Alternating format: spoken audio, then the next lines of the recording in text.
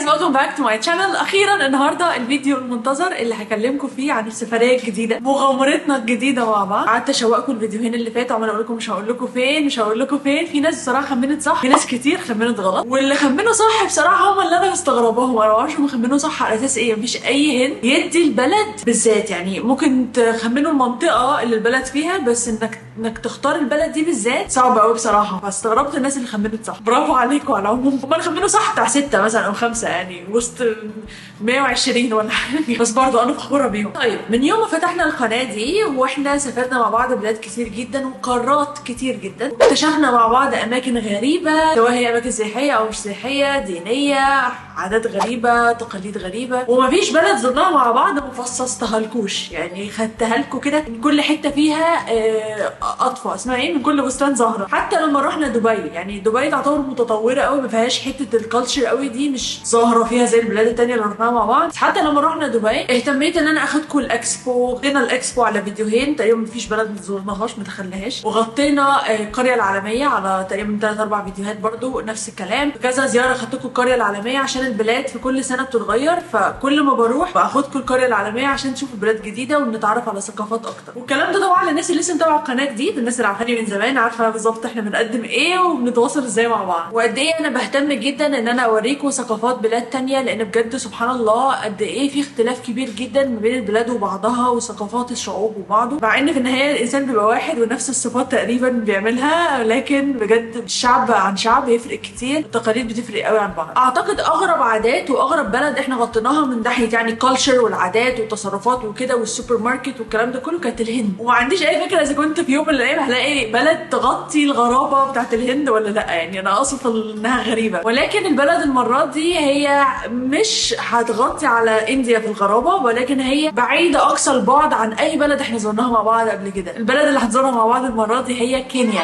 وانا عارفه ان ده اختيار غريب شويه، كينيا يعني ليه مش تنزانيا مثلا، منهم قريبين من بعض. احكي لكم انا القصه دي. بصراحه انا كنت مخططه لتنزانيا، كانت هي اللي انا عيني عليها وهي دي خلاص اللي انا متارجتها. لان تنزانيا انتوا عارفين فيها يعني دار السلام اللي هي العاصمه، وفيها زنزبار كمان، الاثنين يعني فيهم حاجات تتعمل فيهم حاجات تتشاف. ومفيش حد راح زنزبار وما حلفش بيها، يعني كل الناس بتقول قد ايه زنزبار دي حلوه. زنزبار، شايفه ليه الناس كاتبه لي في الكومنتس زنجبار، كان زي زنجبيل كده استغربت قوي. زنجبار دي اسمها زنزبار او زنزبار، خصوصا ان تنزانيا بالنسبه لي انا كنت متعلقه بيها شويه، لان من حوالي 10 سنين او 12 سنه يمكن اختي كانت خلاص هتطلعها، يعني كانت فاضل لها ثانيه وتطلعها، في الاخر الموضوع ما نفعش. فكنت معاها لحظه بلحظه في السيرش، كانت بتسيرش على كل حاجه، كل الاماكن السياحيه. اختي زي كده بالظبط، بتجيب اي بلد بتروحها لازم تفصصها قبل ما تروح، عارفه خباياها وعارفه هتروح فين بالظبط وهتدفع كام وهتقعد فين، يعني زي بالظبط. فكنت مشغوله معاها قوي بالسيرش ده، وحبيت تنزانيا من غير اصلا ما اعرف عنها اي حاجه، واتعلقت بيها وقلت لا في يوم من الايام لازم ازورها ان شاء الله. عشان كده كانت تنزانيا في بالي. زي ما قلت لكم تنزانيا هي دار السلام العاصمه زنزبار.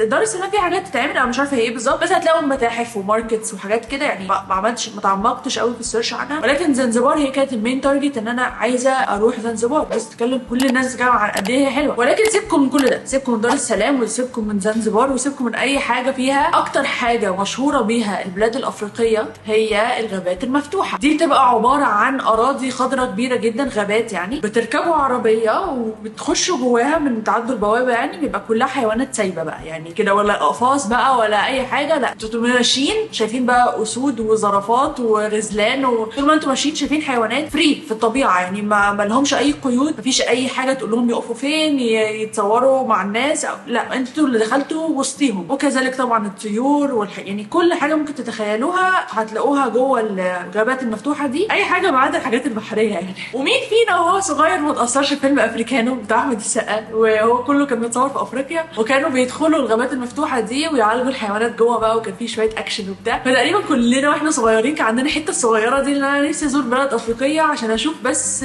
المنظر ده. نرجع لموضوعنا. اكبر اوبن بارك او اللي هي الغابات المفتوحه في تنزانيا هي سيرنجاتي ناشونال بارك او سيرنجاتي بارك، او بيسموها حاجات كتير قوي. مهم يعني ان دي اهم حاجه تقريبا في افريقيا، غالبا هي اهم غابه مفتوحه يعني في افريقيا كلها. المهم يا جماعه، يعني عملت سيرش جامد على سيرنجاتي بارك دي، قلت يعني هتطلع بكام، يعني هتطلع بكام يعني لو فكرت في يوم اروحها. يعني ايه المشكله؟ المشكله ان هي كبيره قوي، وعشان تبقوا مثلا قاعدين في دار السلام او قاعدين في ايا كان انتوا قاعدين فين، في زنزبار قاعدين في حته، مش هينفع ينفع تروحوها صد رد، يعني مفيش جو اللي هو انا هروح ازور الغابه المفتوحه واروح، لا انتوا لازم تقضوا الليله جوه. طيب احنا كده عندنا بقى كذا مشكله، احنا عندنا ثمن العربيه، ثمن تذكره الدخول، وثمن الاقامه ليله جوه. المهم يعني ان يعني عشان تجيب همها من الاخر على الاقل هتقضوا فيها ليلتين، يعني تروحوا يوم باتوه وتباتوا اليوم اللي بعده وتروحوا اليوم التاني. لو هنوفر يعني هناخد ارخص حاجه، هتطلعوا مع جروب كبير وسط الزحمه ومش عارف، هنوفر على الاخر، هتدفعوا على الاقل 1300 دولار. يعني بالنسبه لنا احنا كمصريين 60000 جنيه عشان اخش البارك دي، ده كده يعني ارخص. انا كده وفرت يعني في اوبشنز كتير، فدي الاوبشن اللي هو بقى طالع وسط جروب كبير ومعاك فاسيلتيز قليله وكده عشان توفر. وده طبعا عشان ادخل البارك واعمل اكوموديشن، لسه بقى العربيه واللي هتوديك وهتلف بيك جوه ولسه الاكل، فالموضوع داخل له في مبالغ ضخمه، فمبالغ ضخمه، الموضوع مش منطقي ابدا. المهم انتوا مش غرب، بعد ما عملت سيرش وقربت افقد الامل بقى وخلاص بعمل زوم اوت كده من تنزانيا بشوف ايه الدنيا بقى، يعني سيرنجاتي بارك دي ايه يعني اللي عاملين عليها الالمان ده كله. بعمل زوم اوت شوف بقى البارك دي مكمله فين، لقيت حدود تنزانيا معديه في النص وفوقيها على طول مكمله في كينيا. الله، كينيا، بنشوف كينيا دي بتقول ايه. فالمهم طلع فعلا ان البارك دي كبيره جدا لدرجه ان نصها او مش نصها، يعني جزء كبير منها في تنزانيا، يعني قول تلت والتلتين مثلا، وبقيتها في كينيا. بس هي في كينيا ما اسمهاش سيرنجاتي بارك، اسمها ماساي مارا. وان الحيوانات اللي جوه سيرنجاتي بارك هي الحيوانات اللي جوه ماساي مارا، ولكن هي على حسب السيزون، يعني حسب ما بيلاقوا الجو، الحيوان حسب ما بيلاقي الجو مناسب لجسمه بيمايجريت من هنا لهنا او بيهاجر من هنا لهنا او بيعدي من هنا لهنا. لان طبعا البارك دي انا بتكلم يعني ممكن تعمل بلد مثلا لوحدها البارك دي كتر ما هي كبيره، فالحيوانات بتهاجر على حسب السيزون وعلى حسب هم ايه الحيوانات او الطيور او كده، ولكن هما الاثنين مفتوحين على بعض، مفيش بوردرز ما بينهم. طب ما نشوف اسعار كينيا، نشوف كينيا دي بتقول ايه. ببص على اسعار ماساي مارا. اول طبعا ميزه ان هي مش لازم تبات فيها، عادي ممكن تاخد العربيه وتروح وترجع او تبات فيها، ممكن تتعمل ب 200 دولار بس بعربيه. وفي تذكره الناشونال بارك، هبقى اكلمكم عن الناشونال بارك لوحدها بعدين بالتفصيل بالاسعار بكل حاجه، نعمل لها فيديو لوحده، ولكن بكلمكم وقتها وانا بعمل سيرش ب 9000 جنيه او 10000 جنيه اللي هم حوالي 200 دولار. قلت بس حلو قوي هو ده اللي انا عايزاه، هذا هو ذوقي. بعد ما الموضوع ده بدات اعمل سيرش على كينيا نفسها اللي هو العاصمه، المناطق الساحليه. شوف بقى كينيا دي بتقول ايه، لقيتها نسخه من تنزانيا، الا وان هي ارخص شويه من تنزانيا، يعني هي غاليه برضو ولكن مقارنه بتنزانيا لا، تعتبر مثلا اقل بنسبه 30% اقل من اسعار تنزانيا. موضوع البارك ده هو اكتر حاجه فرقه يعني، ولكن الاقامه، الاسعار، السوبر ماركت، الحاجات دي كلها بعلمكم ازاي تعرفوا الاسعار دي قبل ما تسافروا. لقيت انها لا، نسخه بجد من تنزانيا ولكن ارخص، بقول لكم بحوالي 30% من الاسعار، ف 30% حلو جدا لو هتقعدوا اسبوعين مثلا هناك. زائد ان كينيا غير انها اوفر كتير ملمومه من العاصمه للمدينه الساحليه اللي هي في كينيا اسمها مومباسا، يعني في تنزانيا المنطقه الساحليه اسمها زنزبار، لكن في كينيا المنطقه الساحليه اسمها مومباسا. فمن عاصمه كينيا لمومباسا اللي هي المدينه الساحليه 5 ساعات بالقطر وساعه بالطياره. وبان انا شخص اكسبلورر ومش هكتفي بمدينه واحده ابدا طبعا، فقلت لا، هي كينيا فعلا شكلها مناسبه. بدات اعمل سيرش اكتر عن العاصمه اللي هي نيروبي، قارنتها بدار السلام، لا طبعا فرق كبير جدا. على الاقل نيروبي فيها حاجات تتعمل حتى لو اماكن مش سياحيه قوي، بس هي ليها علاقه اكتر بالكالتشر، يعني ماركتس مثلا، مطاعم غريبه، الحاجات دي كلها هنروحها مع بعض ما تقلقوش. لا، لقيت ان نيروبي عاصمه كينيا اغنى بكتير من دار السلام عاصمه تنزانيا. قلت لا خلاص بقى، يعني هي واخدين بالكم الزرافات دي ولا انا هحطها على الفاضي؟ اخدتوا بالكم منها ولا؟ طبعا اللي مش متابعني قوي، يعني اللي متابعني من فوق الوش كده هيفتكر ان انا جبتها من كينيا. انا ما جبتهاش من كينيا، تابعني بقى صح وعارف بقى ده خنيق قناتي يقول لي انا جبتها من مش هقول. قولوا لي انا جبت الزرافتين دول منين؟ احنا صورناهم مع بعض وجبناهم مع بعض. بسهل عليكم شويه، لا سهل عليكم. اللي عارف انا جبت الظرفتين دول منين، انا حطيتهم لان هم يعني ممكن اقول لكم الفيديو الجاي انا جبت الظرفتين دول منين، انا مش هغششكم اكتر من كده. اللي عارف واللي فاكر. المهم لقيت القطر ما بين نيروبي العاصمه ومومباسا اللي هي المدينه الساحليه بحوالي 500 جنيه مصري، والطيران بحوالي 4000 جنيه مصري. فالدنيا في اللطيف يعني، الدنيا ملمومه على الاخر. وفكره ان نيروبي اللي هي العاصمه فيها حاجات تتعمل اصلا، دي حاجه بالنسبه لي كانت انترستنج، لان اي عاصمه غالبا يعني مثلا الرباط في المغرب مش زي كازابلانكا ومراكش وشفشاون والصويره والحاجات دي. القاهره بالنسبه لمصر مش زي الاقصر واسوان وحتى شرم الشيخ والحاجات دي، او ابو ظبي مثلا بالنسبه للامارات. دبي اكتر اللي هو فيه حاجات تتعمل اكتر من ابو ظبي اكيد. تقريبا البلد الوحيده اللي لا ينطبق عليها اللي انا بقوله ده هي لبنان، لان لبنان كل حاجه هتتعمل فيها غالبا هتبقى في بيروت. طبعا في حاجات تتعمل في بعلبك واماكن تانية، بس اقصد انه يعني لو رحت بيروت بس مش هتحس ان انت فاتك كتير قوي زي لو رحت مثلا في المغرب رباط بس.